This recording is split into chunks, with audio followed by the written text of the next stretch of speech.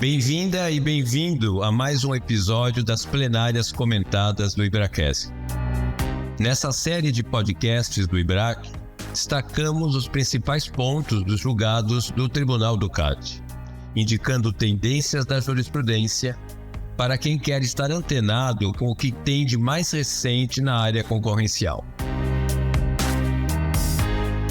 Caros ouvintes, bem-vindas e bem-vindos ao programa Plenárias Comentadas do IBRACast, o podcast do IBRAC. A plenária comentada de hoje trata da 226ª sessão ordinária de julgamento do CAD, que foi realizada em 20 de março de 2024. A pauta foi curta, foram 3 itens apenas, sendo 2 APACs e um requerimento de TCC. Além desses 3 itens, o tribunal também homologou alguns despachos. Eu sou Flávia Chiquito, diretora de Relações Institucionais do IBRAC e responsável pelo IBRACast. Gostaria de cumprimentar o meu colega, entrevistador oficial e coordenador desse programa, Alessandro Giacalha. Bem-vindo, Ale. Obrigado, Flávia. Bom estar de volta. Gostaria também de cumprimentar a convidada de hoje, advogada na área concorrencial, com uma trajetória extensa e de muito sucesso, Joyce Ronda, que tem graduação em Direito pela Pontifícia Universidade Católica de São Paulo, pós-graduação em Direito Econômico pela FGV, mestre em Direito pela London School of Economics and Political Science, LSE. A Joyce é sócia do escritório Sescom Barrier na área concorrencial, é presidente da Comissão de Estudos de Concorrência e Regulação da UAB São Paulo, a SECORE, e também é associada do IBRAC. Seja muito bem-vinda, Joyce. Será um prazer dividir esse episódio com você. Oi, Flávia. Oi, Ale. Queria agradecer o convite e dizer que é uma alegria estar com vocês hoje. Obrigada, Joyce. A alegria é nossa.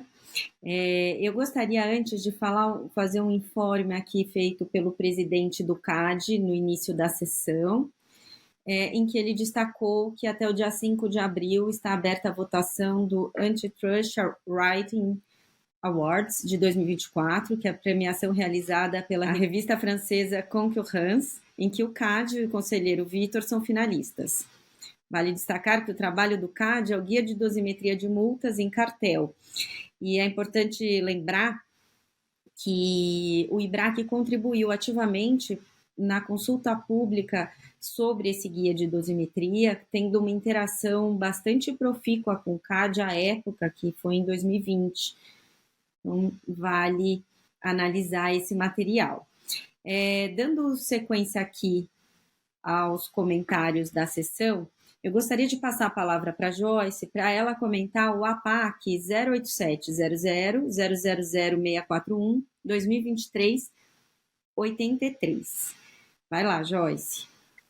Flávia, esse caso é uma apuração de ato de concentração, procedimento, como você disse aí, conhecido como APAC, instaurado para investigar se houve consumação de uma operação sujeita à aprovação do CAD, sem que as partes tivessem obtido a aprovação concorrencial. A operação envolveu a aquisição da totalidade das ações da Digesto pela Jus Brasil. As empresas defenderam que a operação não estaria sujeita à aprovação do CAD porque as partes envolvidas não pertenciam a grupos econômicos que atingiam os critérios de faturamento previstos na lei concorrencial, ou seja, faturamentos brutos de acima de 750 milhões e 75 milhões. E nesse ponto eu acho importante explicar um pouquinho os argumentos das partes. Segundo Jus Brasil, compradora, e Digesto, empresa-alvo, elas são empresas. Né? Sendo empresas, deve-se aplicar o conceito de grupo econômico para empresa, qual seja do artigo 4º, parágrafo 1º da Resolução 33 de 22. Né? Então, essa resolução também é transcrita no voto, considera-se grupo econômico para fins de cálculo dos faturamentos constantes aí do artigo 88 da Lei Concorrencial cumulativamente as empresas que estejam sob controle comum, interno ou externo, e as empresas nas quais qualquer das empresas do inciso 1 seja titular, direta ou indiretamente, de pelo menos 20% do capital social ou votante. Então, seguindo essa lógica, a compradora Jus Brasil, ela tinha 3 investidores institucionais e 3 pessoas físicas. E segundo as empresas, ninguém a controlava e, portanto, ela era parte de seu próprio grupo econômico. Né? E para fins aí dessa apuração do faturamento, deveria se olhar para o grupo econômico apenas para baixo, e não havia o faturamento de 75 milhões. A Digesto, que é a empresa-alvo, ela tinha a seguinte composição societária: 4 pessoas físicas com 80% e um fundo, vamos chamar de fundo B, com 20%. Esse fundo é um acionista da empresa-alvo e, segundo aí as empresas, né, ele está um nível acima e não deve ser considerado para fins aí de definição do grupo econômico. Tá? A Superintendência Geral, ela divergiu desses argumentos, ela entendeu que a operação seria de notificação obrigatória, não pela aplicação do artigo 4º, parágrafo 1º, mas sim em razão da incidência do artigo 4º, parágrafo 2º, que estabelece o conceito de grupo econômico para fundos de investimento, uma vez que existiam fundos de investimento nas estruturas societárias das empresas envolvidas na operação. Tá? E aí também, lembrando aqui desse conceito do parágrafo 2º, nos casos de fundos de investimento, são considerados integrantes do mesmo grupo econômico, para fins do cálculo do faturamento, cumulativamente, o grupo econômico de cada cotista que tenha, direto ou indiretamente, participação superior a 50% das cotas do fundo, tá? As empresas controladas pelo fundo envolvido na operação e as empresas nas quais o referido fundo detenha, direto ou indiretamente, a participação de 20%, igual ou superior a 20%. Tá? Então, no voto do conselheiro Vitor Fernandes, que é aí uma aula de direito concorrencial, ele faz aí uma sistematização importantíssima, né, da prática decisória do CAD, aborda conceitos aí que são absolutamente relevantes, que são imprescindíveis para a prática do dia a dia da advocacia concorrencial. Trata de conceito de grupo econômico, de controle compartilhado, enfim, também traz reflexões aí sobre a necessidade até de revisão dessa resolução 33, ou da elaboração aí de um guia, né? Mas nesse ponto aqui específico do artigo 4º, parágrafo 1º, parágrafo 2º, ele concorda com as empresas, né? Então, dá para ver aqui no parágrafo 54 do voto, né, que ele fala assim: no caso em análise, as entidades diretamente envolvidas no negócio jurídico são 2 empresas, Jus Brasil e Digesto. Então, portanto, para identificar o primeiro nível dos laços societários que compõem o grupo econômico dessas empresas, deve-se aplicar as regras do parágrafo 1º do artigo 4º.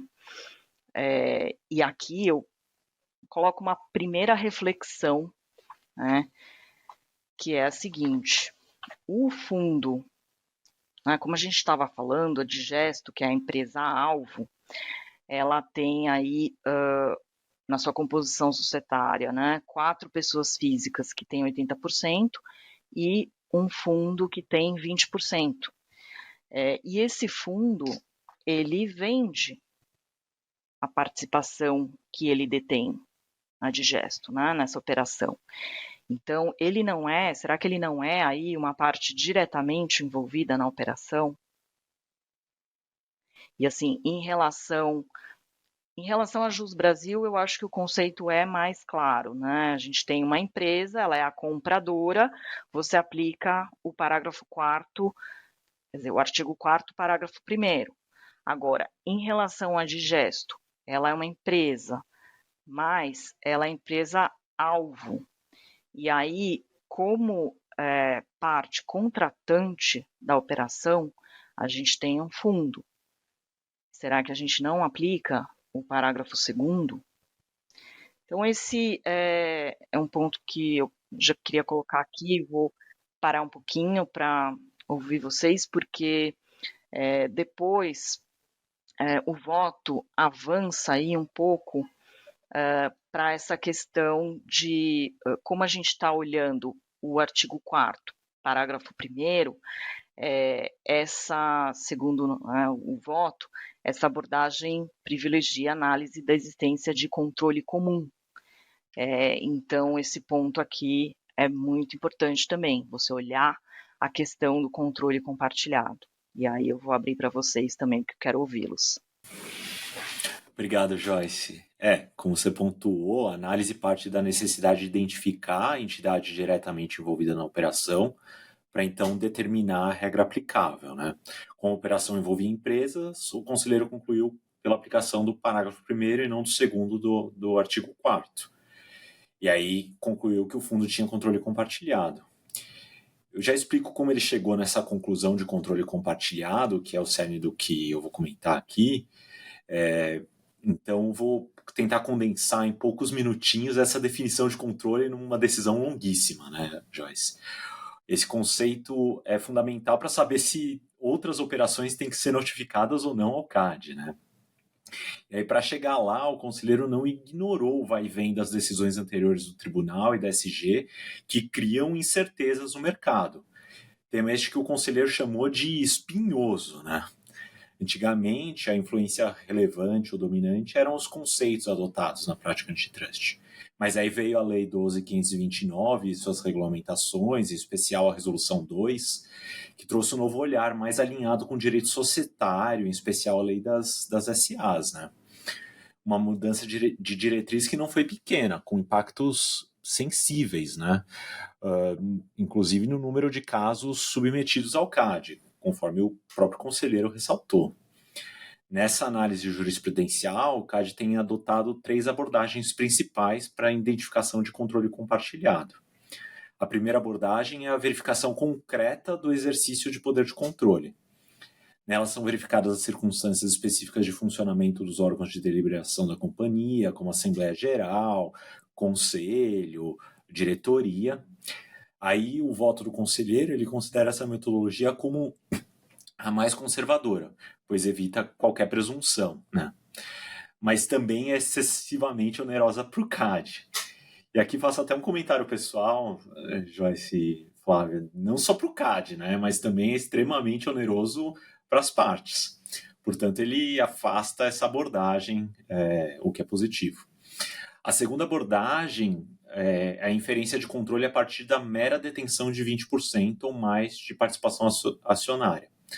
O conselheiro até menciona alguns precedentes que usaram tal critério, entretanto, ele é assertivo ao dizer que tal interpretação, e aí eu vou abrir aspas aqui, extrapolaria os limites hermenêuticos de um ato normativo editado pelo próprio CAD. Fecho aspas. Assim, essas 2 abordagens para ele não seriam adequadas. Então, a gente fica com a última, a terceira. E atenção para a definição dele. As partes e o CAD devem examinar os direitos dos minoritários previstos nos instrumentos societários, incluindo estatuto ou acordo de acionistas, para saber se há controle compartilhado ou não. Para quem não quer se perder nos mais de 200 parágrafos de decisão que a gente teve que se debruçar aqui, a dica é olhar para o que o resumo do conselheiro nos parágrafos 182 e 184. Ele traz 2 quadrinhos lá. E para isso, ele traz no 182 alguns direitos de controle, que incluem, por exemplo, o direito de veto, necessidade de quórum qualificado para aprovação em Assembleia Geral ou Conselho de Administração de determinadas matérias que ele lista lá, direito de indicar membros para o Conselho de Administração, combinado com direito de veto sobre matérias concorrencialmente estratégicas, direito de veto sobre decisões relacionadas a investimentos, empréstimos, contratação e outras operações acima de determinados valores. E, por último, direito de veto sobre a aprovação de relatórios gerenciais, demonstrações financeiras, indicações de auditores independentes. Novamente, a lista completa está lá no parágrafo 182 do voto, eu recomendo vocês olharem. Já o parágrafo 184, ele traz a lista de direitos minoritários de proteção ao investimento. Dentre Dentre eles, temos direito de veto, necessidade de quórum qualificado para aprovação em Assembleia Geral de matérias como operações societárias relevantes. Um outro direito é o direito de veto sobre contratos entre a companhia e o controlador.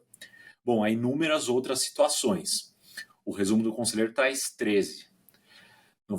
Novamente, chequem lá o quadro do parágrafo 184. E aí, com base em todo esse aprofundamento jurisprudencial, o conselheiro entendeu, no caso concreto, como a Joyce falou, que o acordo de acionista dava controle compartilhado, pois previa os direitos, alguns dos direitos estabelecidos na jurisprudência do CAD, que estão lá, de novo, listados no parágrafo 182. E a conclusão é que o fundo era controlador e, portanto, fazia parte do grupo econômico, como a Joyce falou. E, portanto, a conclusão é que a operação seria de notificação obrigatória. Você está falando dos dois fundos, né, Ale? Dos dois lados, tanto do lado da Jus Brasil como do lado da Digesto. Que foi Exatamente. Essa a conclusão. Exatamente, o que é interessante, né? E aí, por conta disso, eles atingiam o critério de notificação, né, Joyce? E aí a questão, bom, tinha que notificar. E aí, tem multa de gun jump? Bom, gente, só pela discussão aqui e as dúvidas que surgiram aqui nos nossos comentários, dá para entender o quão não claro, né, estão esses precedentes de fundos e quão oportuna é essa discussão. Até me valendo aqui da expressão utilizada pelo meu colega Alessandro, vai e vem das decisões anteriores, e de fato, acho que a recomendação do conselheiro Vitor, no sentido de que a gente precisa, né, o CAD, né, precisa organizar, sistematizar seus precedentes sobre esse tema, é muito oportuna. A gente está falando de um tribunal, tudo bem, um tribunal administrativo, mas é tribunal, e tribunal precisa ter jurisprudência organizada.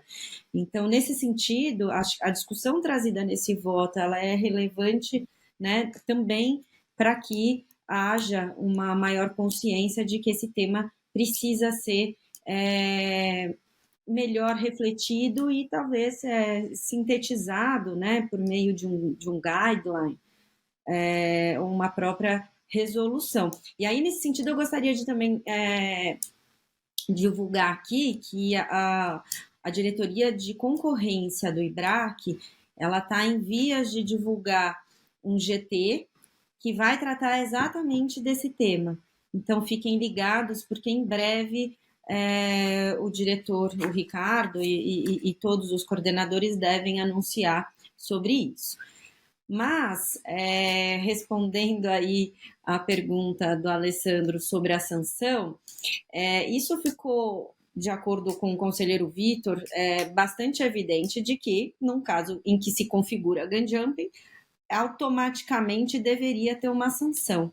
Mas ele levou em conta as especificidades desse caso e ele trouxe ali que ele entende que a discussão central, né, ela consiste em avaliar se a aplicação da sanção ela se mostra proporcional e razoável diante das imensas particularidades que permeiam o caso concreto e da profunda controvérsia jurídica subjacente sob controle compartilhado na jurisprudência do tribunal. Então, tudo isso que vocês disseram, Joyce e Alessandro, sobre todas essas controvérsias aí na interpretação da resolução, do posicionamento da SG e do próprio conselheiro Vitor, foi levado em conta, e aí ele conclui, né, que todas essas considerações que foram levantadas, elas demonstram que no caso concreto, as representadas elas tinham de fato motivos razoáveis para acreditar que a operação não se submeteria aos requisitos de notificação obrigatória definidos na resolução.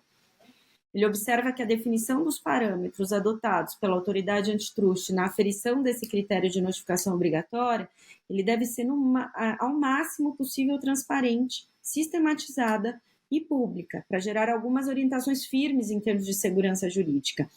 E aí, para justificar essa falta de proporcionalidade, razoabilidade, ele trouxe um dispositivo da Lei de Introdução às Normas do Direito Brasileiro, a LINDB, que no seu artigo 23 determina que a decisão administrativa que estabelece interpretação, a orientação nova sobre normas de conteúdo indeterminado, impondo um novo dever e condicionamento de direito, ela deverá prever algum tipo de regime de transição, quando indispensável para que o novo dever seja cumprido de modo proporcional, econômico e eficiente, para que não haja prejuízo dos interesses. Então, até para complementar a justificativa que ele embasou pela LINDB, ele também coloca que as representadas elas apresentaram o ato de concentração espontaneamente assim que elas tiveram o recebimento da denúncia, e que o caso foi analisado pelo rito sumário. Então, ele conclui que houve boa-fé das requerentes, né, das representadas nesse caso, a gente está falando de uma PAC, e também o caso era de baixa complexidade, isso também para complementar essa decisão de isenção de sanção. E junto com isso, ele também menciona o artigo 22 da Resolução CAD 24 de 2019, que permite o afastamento da dosimetria de multa de APAC em casos excepcionais, desde que justificadamente fundamentados e observados os princípios da razoabilidade e proporcionalidade. Então, é muito curioso, né? Ele acabou isentando, apesar de configurado o gun jumping, por conta dessa falta de sistematização do precedente que impedia as representadas de ter conhecimento aí sobre a necessidade ou não de notificação. E aí, fundamentado na LINDB. Então, acho que é um caso que vai trazer bastante repercussão para os casos futuros. É isso, Flávia. Bom, queria destacar também que esse voto traz uma contribuição muito importante para a segurança jurídica, ainda em relação ao conceito de grupo para empresas e para fundos de investimento, ou seja, empresa, parágrafo 1º, e fundo de investimento, parágrafo 2º do artigo 4º da Resolução 33, no parágrafo 1º, a gente tem, né, o inciso 1 e 2. O inciso 1 que fala, né, considera-se aí parte do mesmo, né, grupo econômico as empresas que estejam sob controle comum, ou seja, primeiro você faz essa análise do inciso 1 e depois, e aí tem o inciso 2, as empresas nas quais qualquer das empresas sejam titular aí de pelo menos 20%. Então, ele, né, coloca aqui que essa principal diferença, né, entre o parágrafo 1º e o 2º é a necessidade de identificação do controle comum. E aí, enquanto para definir grupo econômico de empresa, esse controle comum é requisito necessário, para fundos de investimento esse requisito pode ser dispensado, né? Bastando aí essa identificação das empresas nas quais o fundo tem a participação de pelo menos 20%. Isso aí é muito importante porque a Superintendência Geral, em muitos casos, acabou firmando o entendimento de que você bastava ter algum acionista com 20% para você ser considerado daquele grupo econômico, né? Independente dessa análise de controle. Então, acho que essa é uma evolução aí importante e, de fato, pode ter bastante impacto aí na nossa prática. Ótimo, eu vou passar aqui para o outro item da pauta que foi julgado super de forma breve, né, que é o requerimento de TCC 08700007495/2023-17.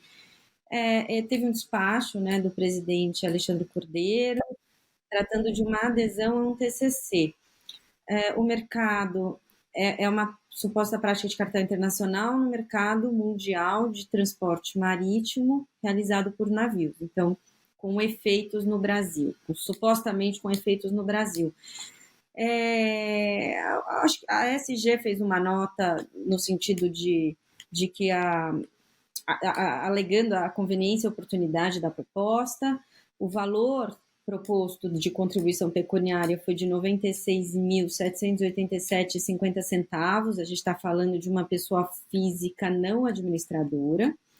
E aí, esse caso foi homologado por unanimidade, teve apenas uma consideração feita pelo conselheiro Gustavo Augusto, no sentido de que o TCC ele tem a regra de ouro de não ser o mais vantajoso que os acordos anteriores, né? Então, esse TCC não pode ser melhor, né, do que os que foram firmados anteriormente. Nesse sentido, ele entende que a regra foi atingida e também ele menciona a conveniência de ter celebrado esse TCC em razão de se tratar de uma pessoa física que é localizada, né, residente em outra jurisdição, que poderia trazer alguns empecilhos aí para a análise do CAD, né, notificação, enfim, em termos de tempestividade, sendo bastante oportuna a celebração desse TCC. Então é isso. Ale? Obrigado, Flá. O último caso é, de novo, um APAC, e ele envolve aquisição de ativos. Mais uma vez, o tribunal decidindo um APAC relacionado à compra de ativos. Então, isso é um ponto muito relevante, porque indica casos seguidos de não notificação de compra de ativos e um posicionamento firme da autoridade, do tribunal, de que a compra de ativos, quando determinados critérios são atingidos, tem que ser notificada ao CAD.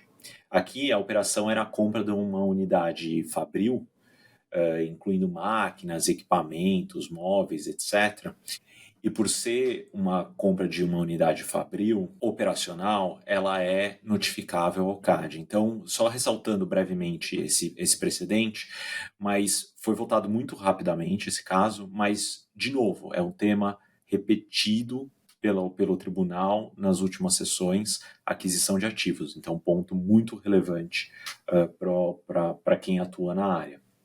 Além do APAC, eu queria ressaltar também um despacho da presidência que foi homologado, que é o despacho número 37 de 2024.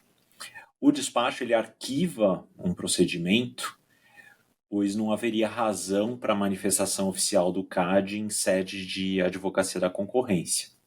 O tema é bem relevante.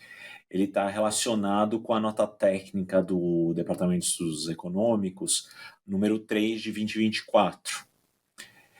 Vocês vão se lembrar que, em virtude de solicitação da Câmara Brasileira de Economia Digital, o DE fez uma análise sobre o decreto e a portaria que regulamentam a Lei de Igualdade Salarial entre Homens e Mulheres.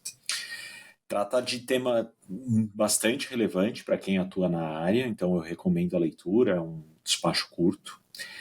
E o despacho enfatiza o caráter opinativo da nota técnica do DE, que não fala pelo CAD, mas presta assessoramento econômico. Então, esse é outro despacho que eu queria destacar para vocês aqui. Agora, sobre os eventos do IBRAC. Ressaltando, 19 de abril, a gente vai ter aquela conversa com os conselheiros Camila Cabral e com o Carlos Jacques, ficou para dia 19 de abril. No dia 24 de abril, vai ter um seminário Plataformas Digitais, Impactos Econômicos e Concorrenciais em Debate, junto com o Ministério da Fazenda e o IBRAC. Então, esses eram os eventos que eu queria destacar, que estão para acontecer. E, de novo, agradecer a Joyce por ter aceito o convite e o desafio de comentar uma decisão tão complexa como essa. Obrigada, Lê. Obrigada, Flávia. Foi um prazer. Tchau, tchau, Joyce. Tchau, tchau, Ale. Obrigado por nos acompanhar. Não perca o próximo episódio seguindo o calendário das sessões de julgamento do Tribunal do CAD. Até breve.